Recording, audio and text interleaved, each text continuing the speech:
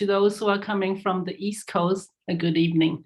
So I'm Marilyn, and along with Linda Jones, we are the pro bono co-executive directors for Mothers for Mothers, Postpartum Justice, or MPJ here in Oakland, California. So again, a warm welcome to all of you. And this is our 8th monthly webinar on maternal health. And most of the sessions have been recorded and they are up on our YouTube channel. So, if you're interested in checking out some of the previous sessions, please do that. So we are really delighted that we have two activists who've been working in the front of incarcerated community, working in the maternal health area. So we've been talking about this maternal health crisis for this last several years. All the mass media talks about it. But you could imagine what it must be like to be incarcerated and going through that experience, right? That maternal health crisis behind incarcerated.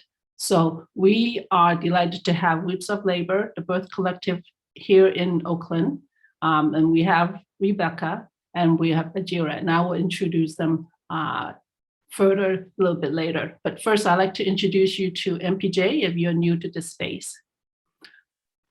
Postpartum justice is what we're all about. And when we say postpartum justice, we understand it to be, for justice to happen in maternal health, it has to be anti-racist, it has to be anti-sexist, it has to be anti-capitalist, and it has to support the traditional wisdom that we've had before, and we have to rediscover that.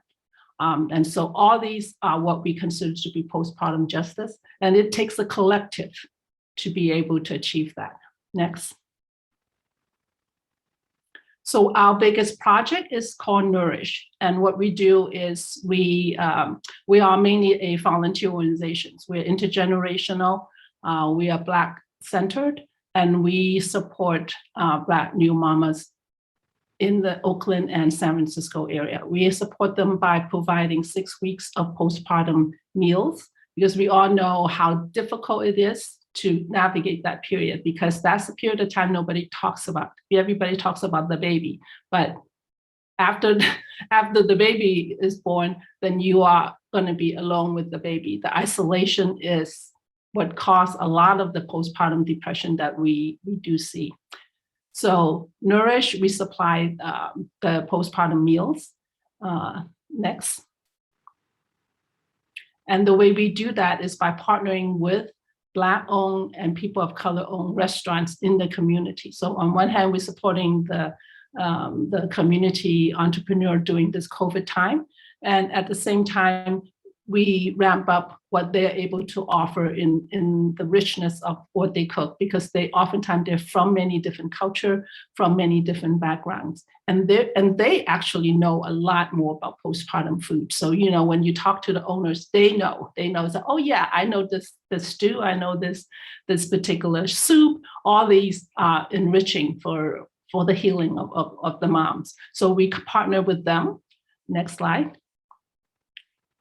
And we serve new moms from these 4 particular organizations. So we don't enroll moms that's off, people can't enroll directly to us, but rather the way we like to do our work is to really support those who are already on the ground working in the community, and they are bringing changes to maternal health.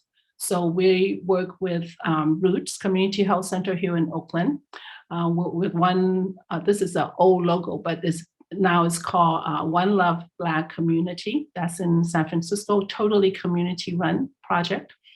And then the other 2 are the major Black centering programs in the Bay Area. So we have San Francisco General, which is the county hospital for San Francisco County.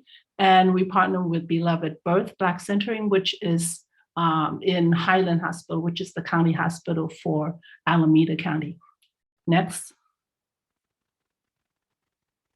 And so far, since July of last year, when we started this project, we had served about 80 new moms, and we had delivered close to 4,000 servings of postpartum meals. Next. Okay, so that's a little bit about us, and we could talk a little bit more at the end of the projects and end of the program rather. And if you have more questions, then certainly we welcome any comments, and you could email us or you could DM us on Instagram. So today's program is centered on incarcerated community, and we have Rebecca and Ajira delivering the message. So they've been actively working in that community for many years. And right now they're taking, because of COVID, so they are trying to get back into the Santa Rita Jail. So I'm gonna introduce you to them, if I could, because I'm on, Jessica, I'm on the full screen. How can I? Okay. All right. So I'm going to read off the bio that was sent to us. And so I'm just going to read off Ajira's. First of all, I want to introduce Ajira. Ajira uses the pronouns she and they. And Ajira is a queer, fat, Black mama of two. She is passionate about parenting, connecting, and building community. They offer full spectrum support throughout gestation, birth, and postpartum. Ajira is the secret weapon to many birth work training teams across California, from Indigimama, Sumi's Touch, and Cornerstone doula training.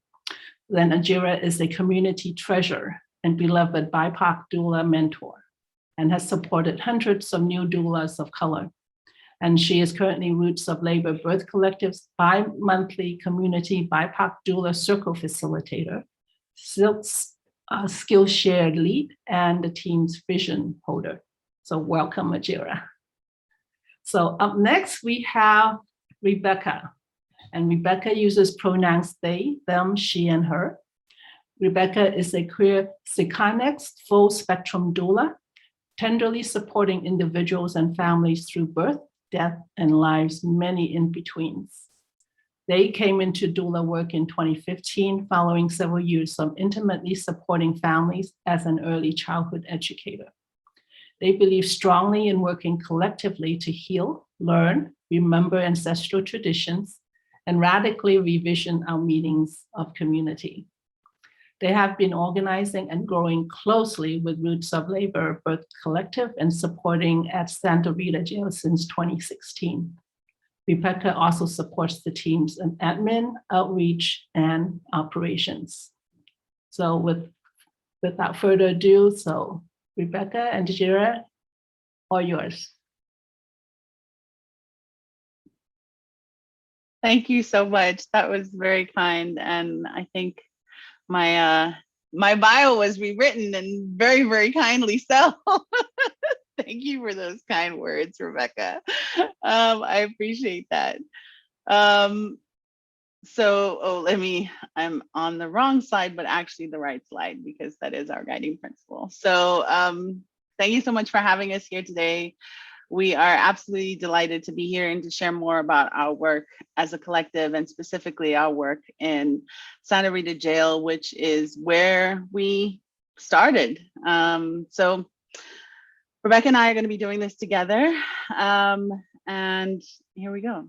Roots of Labor Birth Collective. We're a collective of BI, QT, POC, full spectrum doulas, traditional birth workers, healers, and care advocates, supporting folks whose lived experiences we reflect, and based on unceded Lisjan and Kakinoloni lands, which is currently known as Oakland, California.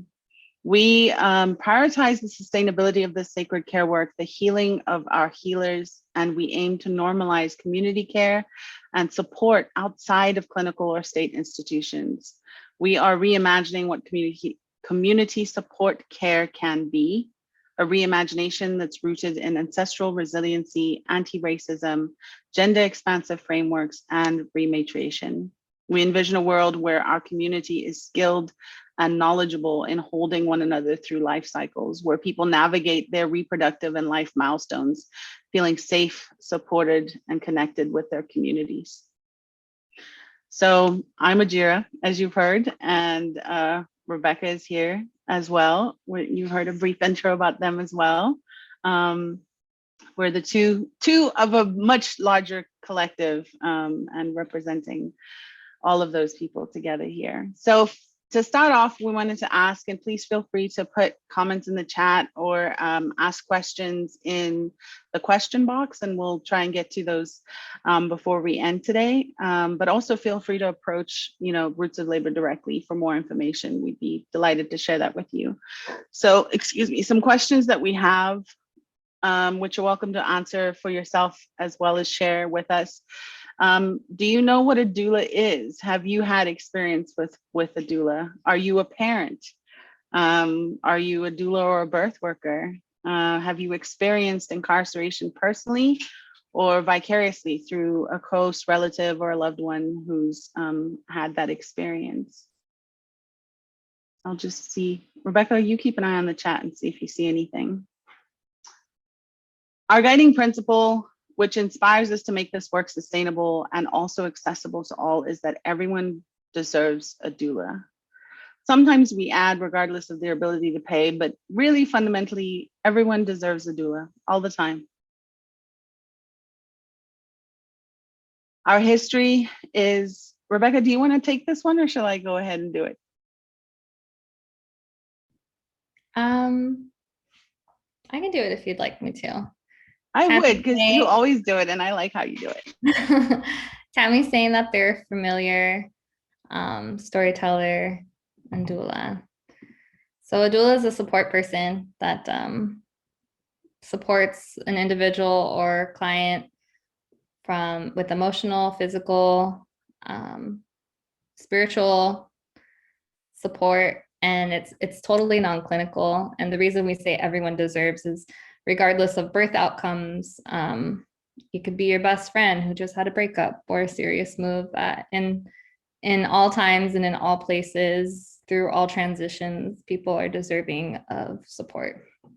It looks like we have some doulas here from Dallas, full spectrum and postpartum, California. Oh, hi. I recognize that name, Ms. Henderson. Birth and postpartum doula, North Carolina. Okay, awesome. Thank you. So feel free to add in the chat as well to how you define doula, because it's such a vast role because the need is also vast. So happy to hear how y'all define it too for maybe some of the other folks present with us. A little bit about our history. Again, as Ajira was saying, we're rooted in, our beginnings are in Santa Rita Jail. And so born of a 2013 vision with Black women birthing justice and Birth Justice Project, they applied for a grant for innovations in reentry. It was granted, and that became the East Bay Community Birth Support Project. And this was to continue to serve incarcerated community members and also provide vocational training for previously incarcerated folks. I'm going to say that generally speaking, we use gender inclusive language. At the time of this grant, it was written for women of color. And so it was a blended group of low income women and reentry women. Ajira, I'm going to give you, I think you should do this one. Takes me a second to find the unmute button. So our history at SRJ, you can see on the timeline there, from 2012, when we first, our four organization, the Birth Justice Project, obtained a memorandum of understanding and began offering that support. And then after collaborating with Black Women Birthing Justice in 2013 on that grant, they launched that vocational training for doulas for reentry and low-income women of color.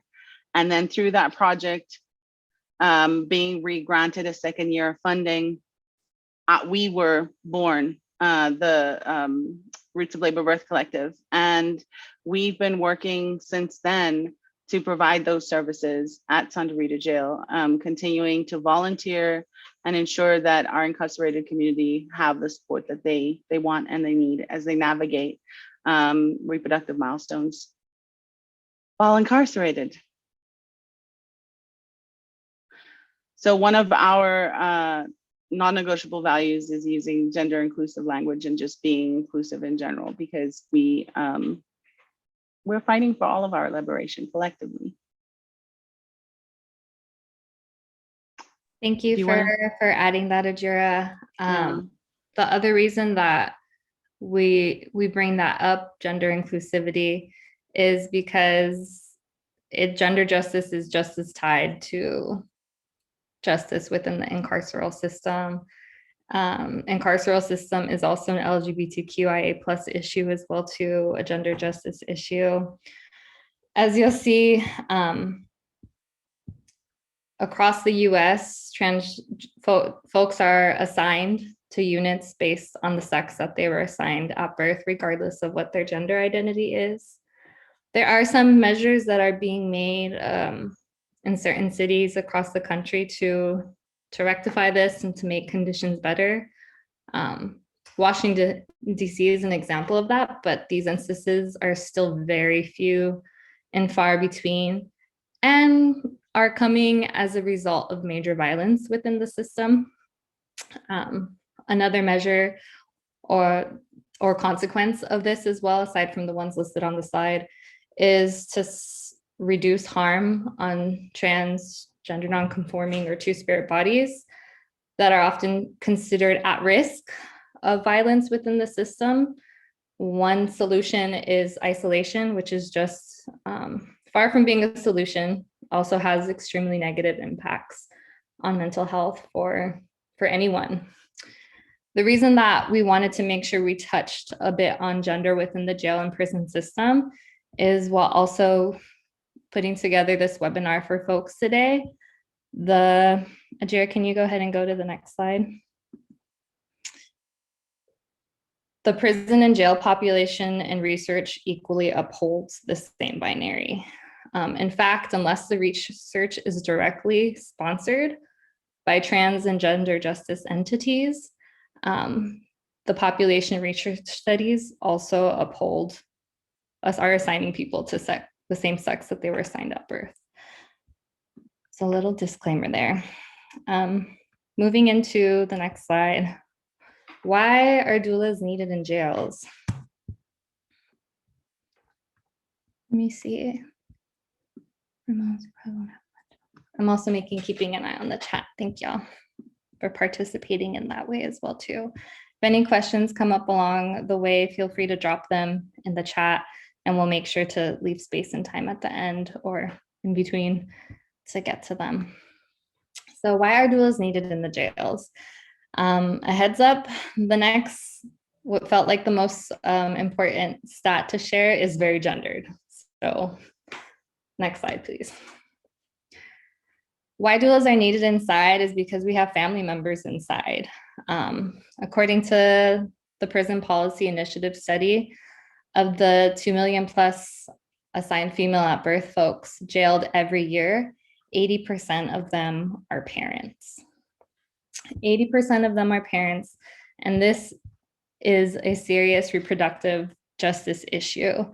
The incarceral system inflicts potentially irreparable damage to families, and most parents who are incarcerated would be better served through alternatives in the community, and so would the same kids who are affected by the incarceration of their parents.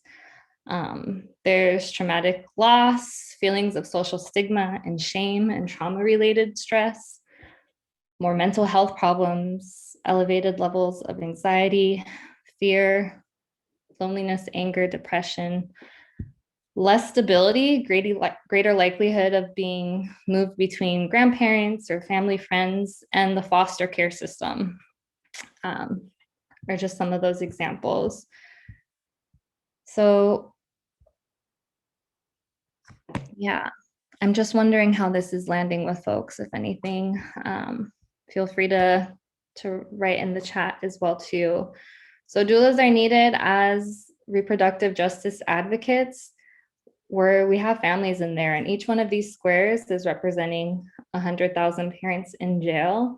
And I'm almost imagining like another concentric circle around each of these squares, and this domino effect of all the people who are also being affected. Yeah, not surprised. I'll make sure, yeah. So let's go ahead and move into the, Yeah, thank you, Ajira, for that reminder. Take some deep breaths if you find yourself at any point activated by this information.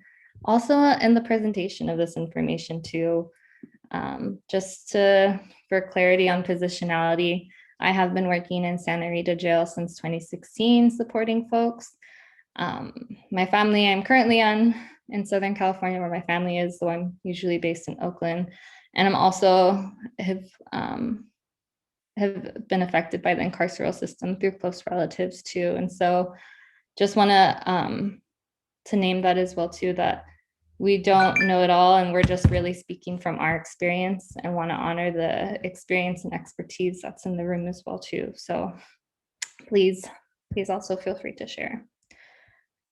So when we were invited here, one of the questions the group asks is just how many are pregnant in jail, and what exactly are the outcomes of this pregnancy?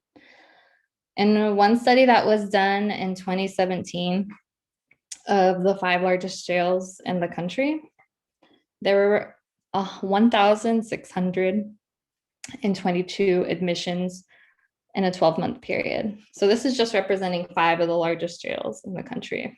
The highest one-day count they had of pregnant people was 65. And the majority of these admissions involved release of a pregnant person. I guess we should also name too, jail is a pretty transitory place. It's a place where when people are first arrested, they land, navigating court dates and bails. And so people oftentimes are released if they can meet bail, which is another barrier. Before we move into the outcomes, just want to give a trigger warning that the results name all recorded pregnancy outcomes. So that includes miscarriage, ectopic pregnancies, and death. Next slide, please, Ajira. So from this 2017 study, of the 224 of those pregnancies that stayed in jail, again, a lot of folks are released, but there was 224 recorded within this time. We see 64% live births, miscarriages, a portion of induced abortions. So one thing about when folks are incarcerated, I don't know the number on this, but just from, again, my experiences supporting at Santa Rita Jail, sometimes people are learning of their pregnancy in jail. I'm not sure if it's required or they have the option to opt out, but they're often taking a pregnancy test upon admission and a general health screen. And so sometimes people are finding out, depending on their case or where they're at in life right at that point, they are given full spectrum clinical options, including abortion. And so some folks opt for that. And then for the study, 4 ended in ectopic pregnancy, which for folks who don't know what an ectopic pregnancy is, it's when the egg fertilizes outside of the uterus. So usually in the fallopian tube, which not only is it not a sustainable pregnancy or viable, it's dangerous to the person carrying that. And so the births themselves, 1/3 of them ended in cesarean, 8% were preterm, 2 stillbirths, 1 newborn death, and no maternal deaths. So that was from the 2017 study. Again, going back to grounding our experience. Ajira, can you go to the next slide?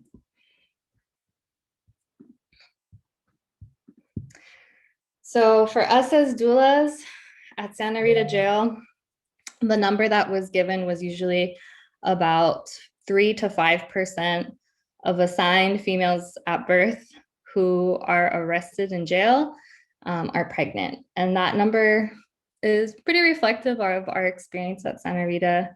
The number looking like us supporting 1 to 4 births a year within the system and seeing another 30 to 50 people a year. So this is what the support looked like pre-COVID. As Marilyn was mentioning, we've been iced out, which we will also address in our time together. And so pre-COVID, we had a group or team of about 12 volunteer doulas alternating weekly visits. We'd always make sure to go in pairs and offering, there's what you might think of in folks who are a doula of prenatal care. That looks a lot different in jail. In jail, we're not necessarily holding space for maybe relationships, or how folks are sleeping, or how folks are nourishing themselves. All of that is really limited. And generally speaking, I'd say the biggest support that we were in jail is just being a listening ear and landing place for folks who are finding themselves incarcerated, or also finding themselves pregnant. Within the jail system, there's a lot of othering. And so even just being able to sit with folks and see them as a human being and just holding them as community members versus a number or what color uniforms they're wearing, or whatever they're being held for.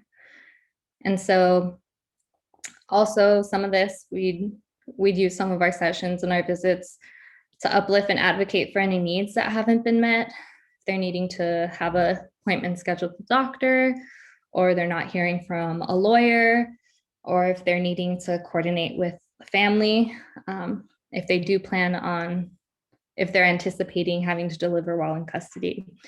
I highlighted here the role of a perinatal coordinator on site over at Santa Rita Jail. This is a person that is hired and working through the medical facility that's on site, which is at present WellPath. And this person is, there was a question of like, what happens with babies, and how is that all, can they prepare? Yes, they can prepare birth plans. And do they have a say in their birth? I think that's a hard one to answer, Almatria, especially for those of doulas in here, understand how sometimes choice feels really nuanced in the hospital. And I will say, as a doula being in that space of not only navigating the medical industrial complex, but also the prison industrial one, they're in the same room. They're in the same room. You have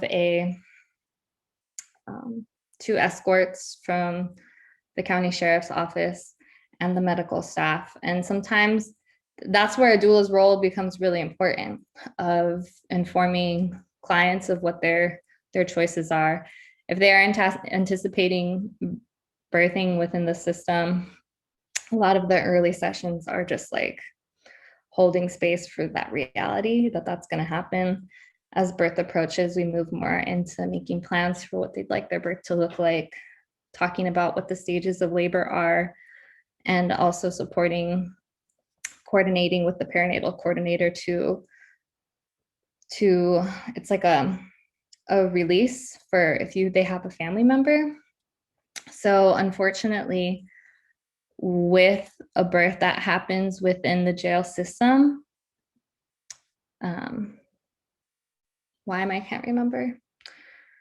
Family regulations automatically gets involved, regardless.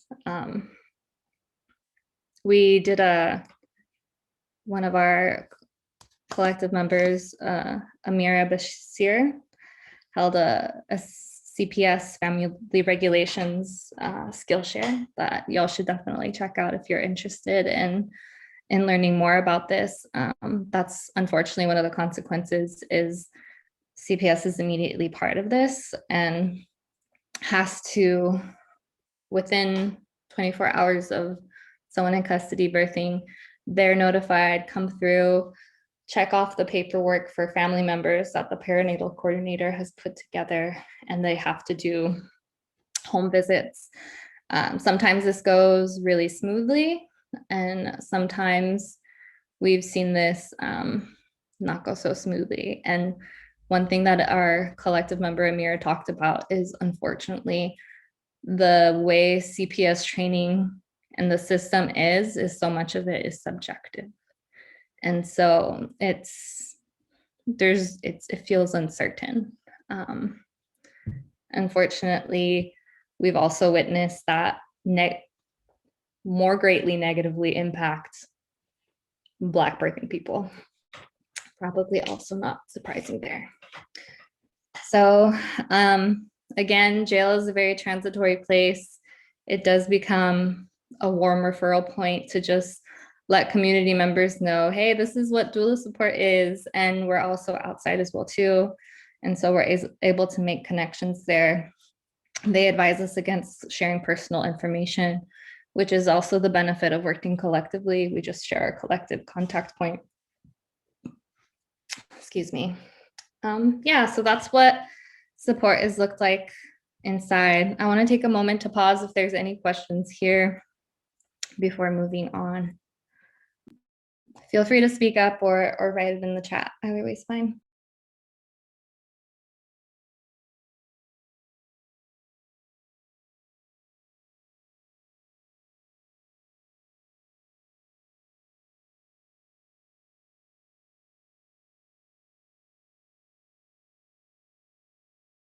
If it occurs to you later, that's fine too. Always open for more questions. Oh, what are warm referrals? Thank you, Jean. So warm referrals, let's see, versus a warm referral. See, a cold referral, trying to how to distinguish the cold versus the warm referral. A cold referral is when you're shared a resource that there's no warm passing off. You don't know anybody there. It's just like, here's this resource. It's just like thrown. But it's a warm referral because we are the doulas that are talking about the resource and talking about the organization, able to answer questions, and even just showing up as a doula from the get-go and being able to say the support that the space that was just held for you is also available for you outside. Thank you, Vina. When you know someone at the agency, have called them, thank you. So warmer, it's just that there's already been a point of contact. Thank you for the question. Feel free to, if any more questions come, just scroll them through the chat.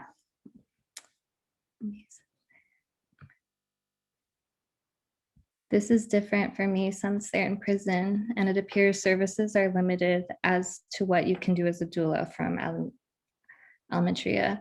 Would you mind speaking on that more? I'd love to hear what you have to say.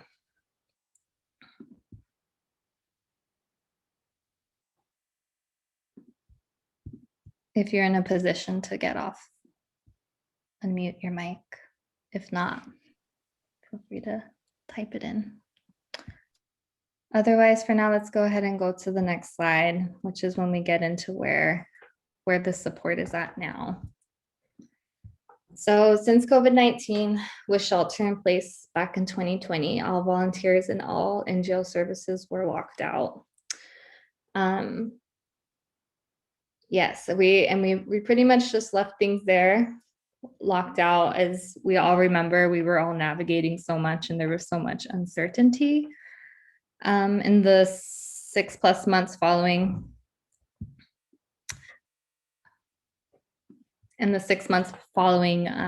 shelter in place. And meanwhile, internally as a collective, we were also doing a lot of internal reflections and undergoing structural shifts. In fall of 2020, we were trying to actively get back into Santa Rita Jail. And at the same time, in September 30th of 2020, an Assembly Bill 732 passed in California, which actually shifted a lot of things. Ajira, can you go to the next slide? So this Assembly bill that had passed was specifically to brought to the floor to make better a lot of the conditions for our pregnant community members. It gives people who birth incarceration in prison shall be provided notice of access to written application for community-based programs for serving pregnant, birthing, or lactating incarcerated persons. And these measures, we were really hopeful would actually help uplift and make more easeful us being back in Santa Rita Jail. And then Actually, let me pause here, give folks a little time to look. Thanks, Ajira, for dropping the link.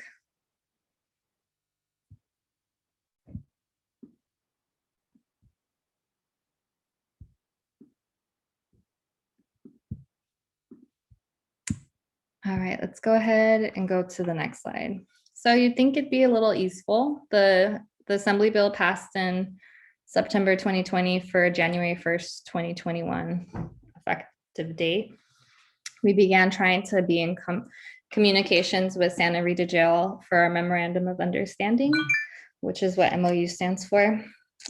This memorandum of understanding is an agreement between Roots of Labor Birth Collective, Alameda County Sheriff's Department, WellPath, the medical facility that's on site at Santa Rita Jail, and our county hospital. So it's a four-way agreement saying that the terms of the support that Roots of Labor is able to support.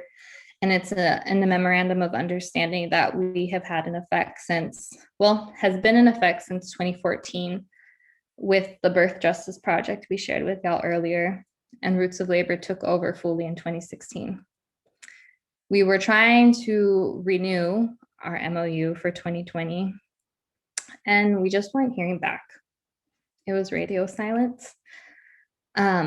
Meanwhile, we were trying to connect with a lot of other folks and kind of got a lot of missed contacts or people who couldn't see it through with support. Meanwhile, also very much navigating our own capacity and holding other areas within our collective work.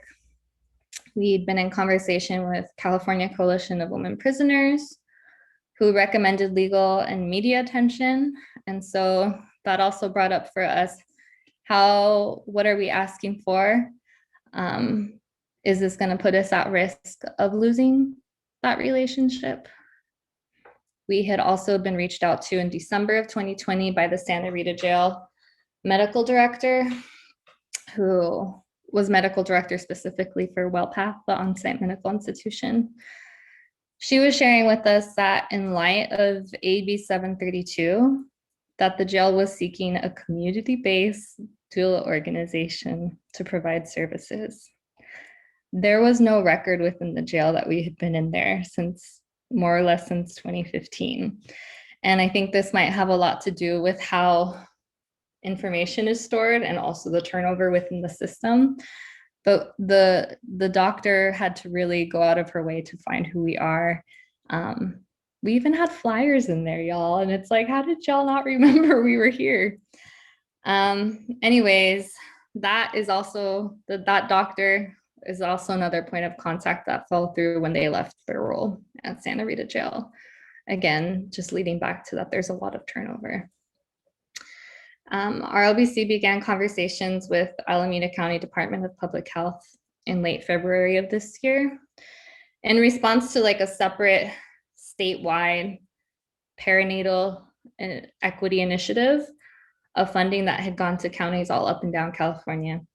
And our county here, Alameda County, was approaching this from a three-part plan with Beloved Black Birth, seeking to train more Black doulas, and also uplifting services at SRJ, which is kind of how Roots of Labor got invited to be part of these conversations. It is a Black-centered agenda, and some of our members are on the Community Advisory Board who continue to advocate for Santa Rita Jail amidst having to advocate for other things with the county. Right, Ajira? It's hard. It's really hard. And we see the people who sit on county boards as well too, navigating the red tapes that they're running up against and trying to make things work between the two. In August 2021, we were finally able to get to talk to a representative from WellPath and Alameda County, and they both sent an email to Alameda County on our behalf. And magically within a day, we finally hear back. It's really frustrating, y'all. It's really frustrating. We did get to have a call with the captain over at Alameda County Sheriff's Department, And kind of where things are at right now with us getting back in is that there's a new law and policy that was requiring insurance for us, liability coverage for us to be able to get back in, which is something we've had in the past, but not for Santa Rita Jail. Next slide, please, Ajira. So this is where we're at right now. We just had a very exciting new membership on board, our first one since before COVID. We have 20 new doulas. Check out our website. You'll see a lot of their new faces listed. And I'm so grateful for the energy that they're bringing to a lot of these initiatives. We have 12 of them who are supporting getting SRJ back on site. And we're orienting for that on October 28th. A quick aside of what it looks like to be an SRJ doula is they require us to do annual civilian trainings, which are very triggering and activating. If you can imagine what water cooler talk looks like in a hospital or any other toxic work environment, the water cooler talk in a jail is not good. And it's very, so we definitely do a lot of prepping for our doulas just even going into that orientation. We need to fundraise to cover our doula insurance. It's going to cost probably about $3,000 to cover us. And we're primarily a volunteer ran organization. The other thing in this period of fundraising is we're actually become very reflective of, do we want to go back to this exact same system that we were at? We're based in Oakland. Our jail, county jail, is in Dublin, so it's a 30-minute drive just to get out there. One thing we're really wondering is, do we want to just keep perpetuating the same cycle of volunteerism that we were in to show up? And now that it's a law that our counties across the state need to be providing this support, are we also supposed to still be volunteering for this? I was doing some research on just like contacts for how to get in touch with some people for Alameda County when there was still a lot of radio silence. Some of these people are making, actually a lot of these people are making six figures just to uphold these systems. And we're being asked gladly to come back to volunteer for this role that is now the law for them to provide.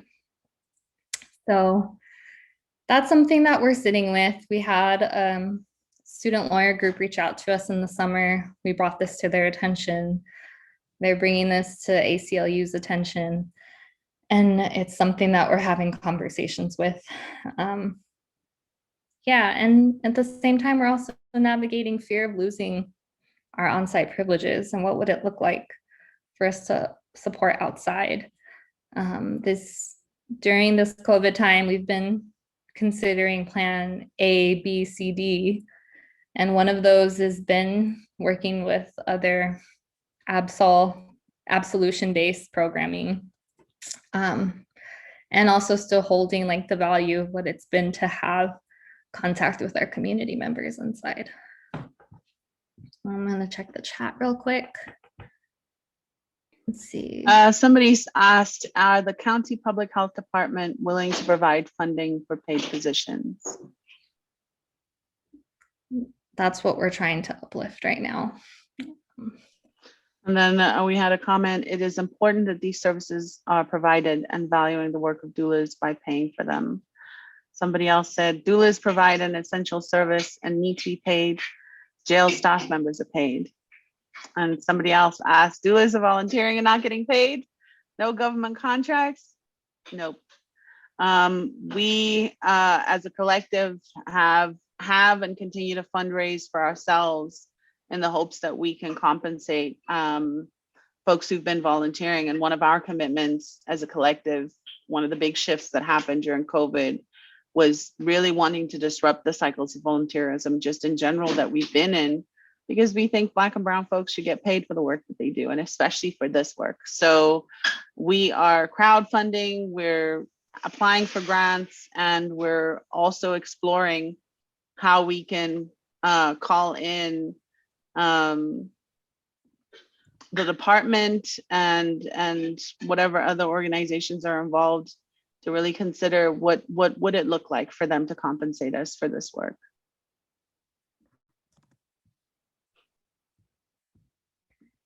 Yeah, thank you. And Savannah asked, does the California Omnibus Act provide any funds or possibilities for you all?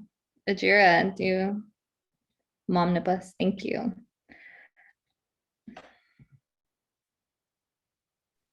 I don't know. That's something that we're looking at. I'm just pulling up the question thing here. That's something that we're exploring and we don't have an answer yet. To get on board. Thank you for these asks, y'all. Our council member supervisors willing to get on board. One thing that has been challenging before we onboarded our membership is our team was really small. We have a small, mighty team. So I'm definitely copying and pasting that ask for our orientation now that our team and our people strength has grown. We do, that same group of Stanford Law students did do a power mapping of all our respective council members and supervisors pressure points. So yes, definitely once we have our orientation, that is one of our SRJ branches to do, is because, you know, in the past, joining SRJ has been knowing that you're going to go once a week. You're going to navigate this really horrible annual civilian training. But you're going to go in. Right now, our SR branch is going to looks like a lot of advocacy first in hopes of building what our next vision will be. Next slide, please, Ajira. I shared our website and our Instagram, which is, I think, the most popular social media at the moment for most folks. So you can follow us if you're interested in, you know, being kept in the loop about what we're working on, and to see when we invite, you know, folks to join us in public actions and pressure. Venus says, y'all are doing such incredible work supporting folks in jail. You're goddesses and angels. Thank you. That's very kind. But we're not, we're just looking out for our community, as we imagine you do too. So this is our vision, y'all. Ajira, I'm gonna let you take it away as the vision holder. Our vision for the work that we're doing at Santa Rita Jail is to comprehensively pay our birth workers for the full spectrum services that we would like to be able to offer. So we would like to be able to support folks through gestation, postpartum, and whatever pregnancy conclusion happens. We would like to have access to clients as well as to staff so that we can coordinate and better communicate as far as how we're supporting our incarcerated pregnant folks. And then we'd also like to offer telehealth and virtual support. So in the event that folks can't or don't want to meet in person, for example, should, you know, the panorama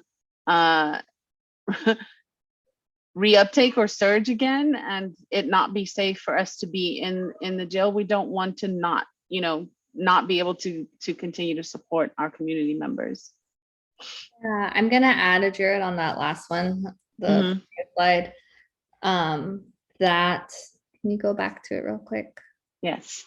I wanted to share that right now, the memorandum of understanding that we had would only allow us to support birth in the immediate postpartum in the hospital, and that we had already been trying to advocate for a couple of years to also allow us to provide abortion support. And so that's why that's been in there. I wanted that to be clear that we at present never have we been allowed to support abortions. And then another important one we forgot to add in here, Ajira, is prison abolition. Like, this is just severely negatively impacts families traumatically, and that is also part of our vision. And it has one thing we are holding, it's being prison abolitionists and also seeing the value of being inside and navigating having to also be in relationship with these systems. It's a tension, and just Yeah. want to make that we are aware of that. Yeah. Yeah. None of us are free until all of us are free, and supporting incarcerated folks in navigating reproductive needs is really a small contribution to our collective liberation. We've been supporting the Bay Area since 2016. We've trained 72 QTPOC doulas, and so we've served 150 plus birthing families. We hold monthly peer doula support circles and provide prenatal labor and postpartum support to our pregnant incarcerated community members. Our guiding vision is liberation of all peoples from cycles which results in reproductive injustice, and vitality for our community care workers, healers, and ancestral medicine carriers. We hope you will support us in uplifting our mission and our vision. We hope that you will stay in touch and keep paying attention to the work that we're doing, and join us when you can. And we thank you for spending this time with us today. Back to you, Marilyn.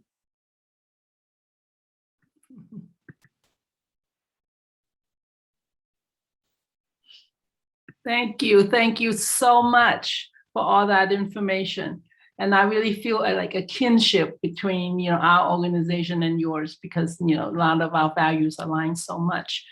Do we have any other questions from our viewers today?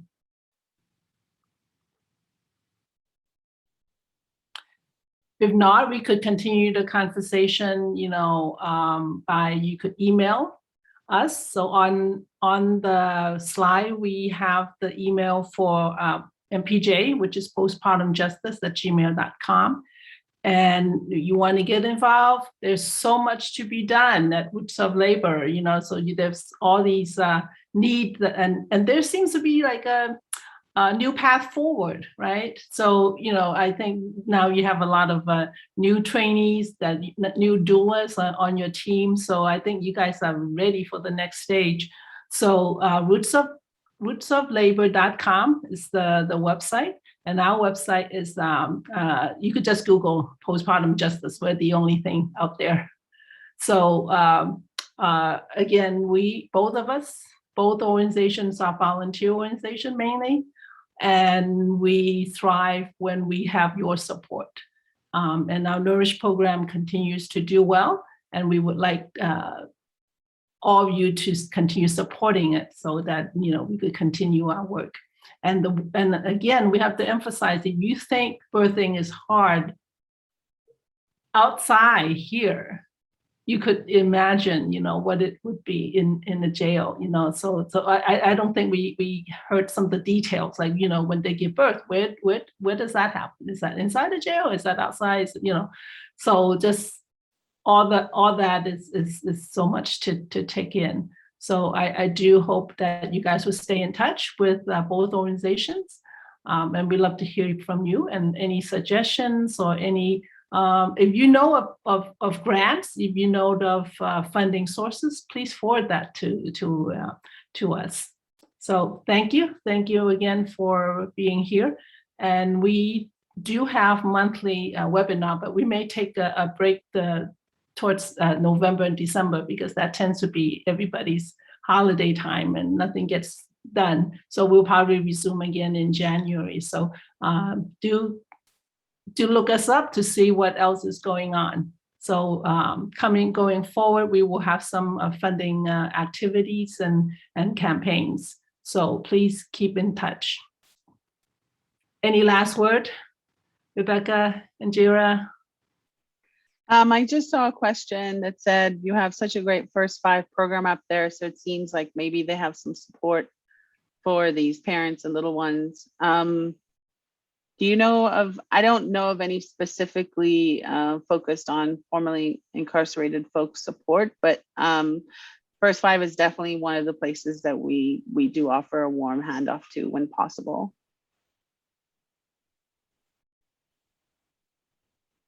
Rebecca, any last word? I just want to thank you all for being here and for being called to learn about. Someone said, yeah, our invisible community members, and one thing that, while we're inside is that's how we refer to them. Everyone calls them prisoners and inmates and use really othering language. And these are our neighbors, it's our family members. So thank y'all for being here and letting us share with you and about what this has looked like for us in Alameda County. And we do get a lot of folks who are wanting to organize similarly in their communities or across the country. It's information that we are open to sharing very generously, because we understand that the hardest part of the work is actually building those bridges within the county. So I'm so honored that so many of you coming from all across the country. rootsoflaborbc@gmail.com. Don't be a stranger. Again, we're happy to share what we can so that folks can do the legwork in their own counties. And we'll keep you updated. Okay. Bye. See you in January. Thank you, everyone.